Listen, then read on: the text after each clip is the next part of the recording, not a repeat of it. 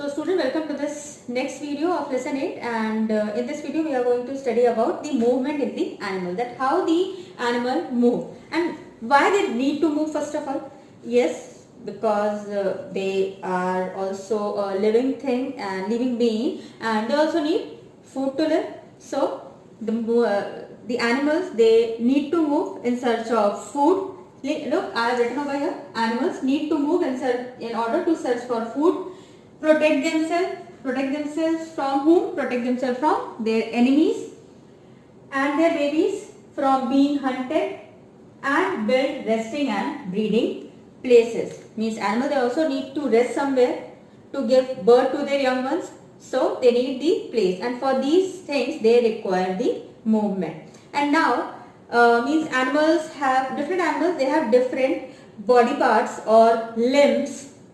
Limbs means leg and hand, limbs for the movement. Now let's see how these different animals, means living on land, water, they move. How do birds, reptiles, insects, and yes, we human being, how do we move? So now we are going to study about the movement.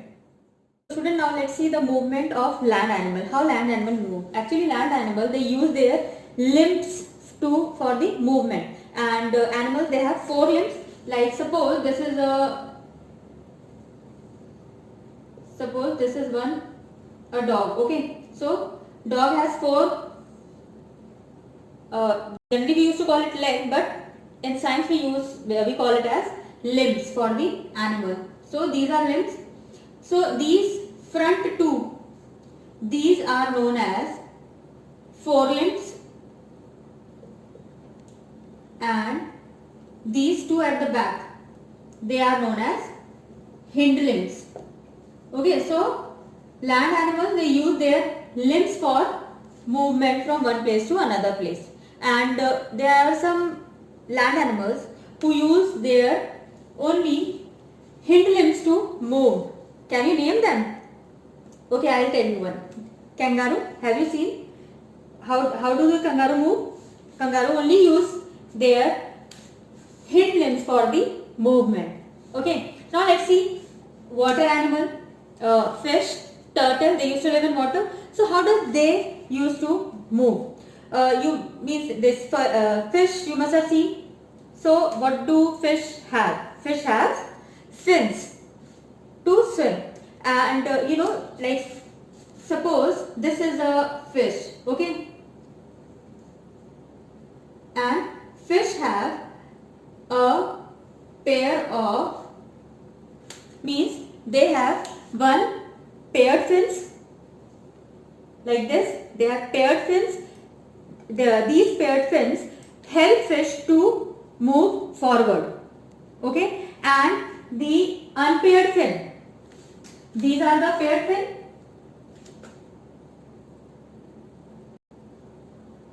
Paired fin, and this is the unpaired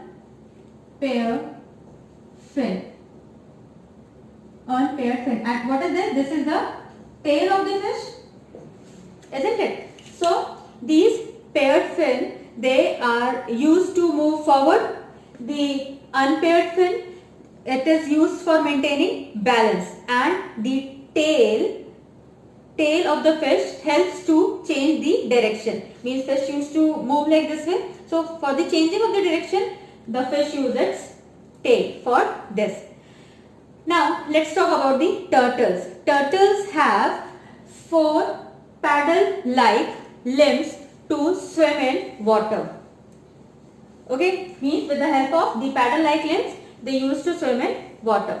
Now frogs, they can live in water also, and they can live on land also. So frog, when they are in water, how they used to swim?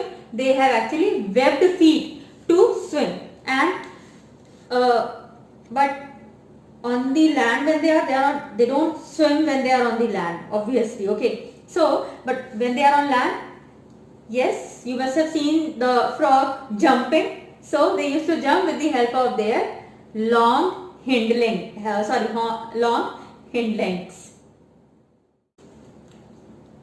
Now let's see the movement in insect and for the birds. How do the insects move and how do these birds move? So student, there means these insects are six-legged creatures mostly. So how do they move? Means some insects live in water, some on land, some in the air, isn't it? So how do these different insects they move? So insects like cockroach and bedbugs, they used to crawl. And then there are certain insects like grasshopper. So how do grasshopper move? The grasshopper, they used to hop. And for hopping, these grasshopper, they use their hind legs for hopping.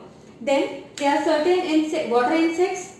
So these water insects, they use their legs as oars. What is this oars? Have you seen the boats? So how do the boatman, they used to row the boat in the water? They use, for moving the boat, they use the oars for the movement of the boat. So actually these water insects, they also use their legs as oars for the movement in the water. Then some insects, you must have seen some insects flying also. So this is how the insects, they used to move. Now let's see how do birds, they used to move. Actually the birds used to fly in the sky, isn't it? Now how do birds fly? They use their wings for flying. And student, you know one thing, that the birds, they use their forelimbs to fly and their hind limbs for landing. But now you will ask, ma'am, birds, they have only two legs, isn't it? So how they are having forelimbs and hind limbs? So actually student, the wings, they act as their forelimb. So with the help of their wings, they used to fly, and with the help of their hind limbs, they used to for the landing, they use their hind limbs. Then these hind limbs of the bird, they are very useful. They used to hop you must have seen birds hopping. So how do they hop? With the help of their hind limbs only. They walk, they scratch the ground, and there are certain birds who cannot fly. So these birds they are known as flightless bird, and they are ostrich, penguin. So they are known as flightless bird.